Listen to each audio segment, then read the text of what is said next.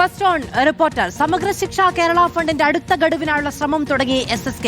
2026-27 അക്കാദമിക വർഷത്തെ ഫണ്ടിനായി പ്രപ്പോസൽ നൽകും. ജൂൺ 5-ന് ചേർന്ന PAB യോഗത്തിൽ SSK പ്രപ്പോസൽ സമർപ്പിക്കും. ഇതുവരെയുള്ള കണക്ക് പ്രകാരം 1065 കോടി രൂപ കുടിശ്ശികയായി കേരളത്തിന് കിട്ടാനുണ്ട്. PMC പദ്ധതി മുന്നോട്ട് കൊണ്ടുപോകാതെ പണം അനുവദിക്കില്ല എന്ന നിലപാടാണ് കേന്ദ്രത്തിന്റേത്. ഗോപാൽ ശിലാസനൽ വിവരങ്ങളുമായി ചേരുകയാണ്. ഗോപാൽ, SSK ഫണ്ടിന്റെ അടുത്ത ഘടുവിനായുള്ള ശ്രമം തുടങ്ങിയിരിക്കുന്നു എന്നാണ് നമുക്ക് വളരെ എക്സ്ക്ലൂസീവായി റിപ്പോർട്ട് ചെയ്യാനുള്ളത്. അതിനുവേണ്ടിയുള്ള മാനദണ്ഡങ്ങൾ എന്തൊക്കെയാണ്?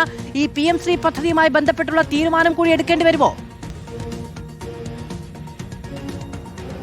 തീർച്ചയായിട്ടും മാധു, PMC ഇവിടെ വലിയൊരു കീറാമുട്ടി നിൽക്കുന്ന ഘട്ടത്തിൽ കൂടിയാണ് SSK ഫണ്ടിന് വേണ്ടിയുള്ള തീവ്രമായ ശ്രമം വീണ്ടും ആരംഭിക്കുവാൻ സമഗ്ര ശിക്ഷ കേരള തീരുമാനിച്ചിരിക്കുന്നു. നമുക്കറിയാം, കഴിഞ്ഞ ദിവസം 249 കോടി രൂപ വിവിധ ഇനത്തിൽ സ്റ്റാർസ് ഫണ്ട് പ്രകാരവും അതോടൊപ്പം തന്നെ RTE ഫണ്ട് പ്രകാരവും സംസ്ഥാനത്തിന് അനുവദിച്ചിരുന്നു. അതിന്റെ തുടർച്ചയായ എന്നോണം അടുത്ത വർഷത്തെ, അതായത് 2026-27 അക്കാദമിക വർഷത്തെ മുഴുവൻ കുടിശ്ശികയും മുഴുവൻ തുകയും ഒന്നിച്ച് കിട്ടണം എന്നാവശ്യപ്പെട്ടുകൊണ്ട് കേന്ദ്ര സർക്കാരിനെ സമീപിക്കാൻ ഒരുങ്ങുകയാണ് സമഗ്ര ശിക്ഷ കേരള. ജൂൺ 5-ാം തീയതി നടക്കുന്ന പ്രൊജക്ട് അവയർനെസ് ബോർഡ് മീറ്റിംഗിൽ ഈ വിഷയം SSK ഉന്നയിക്കും. മൊത്തം തുകയായിട്ടുള്ള അടുത്ത ഗഡുവായിട്ടുള്ള മൊത്തം തുകയായിട്ടുള്ള 734 കോടി രൂപ ഒന്നിച്ച് കിട്ടണം എന്ന ആവശ്യമാണ് സംസ്ഥാനം കേന്ദ്രത്തിന് മുൻപിൽ വെക്കാൻ പോകുന്നത്. വലിയ തരത്തിലേക്കുള്ള ഗുരുതരമായ സാമ്പത്തിക പ്രതിസന്ധി സമഗ്ര ശിക്ഷ കേരളം നേരിടുന്നുണ്ട്. അതായത് അധ്യാപകർക്കും ജീവനക്കാർക്കും പണവും ശമ്പളവും കൊടുക്കാൻ കഴിയുന്നില്ല. അലവൻസും പെൻഷനും അടക്കം മുടങ്ങിക്കിടക്കുന്നു. അതുകൂടാതെ ഭിന്നശേഷി കുട്ടികളുടെ പഠനമടക്കം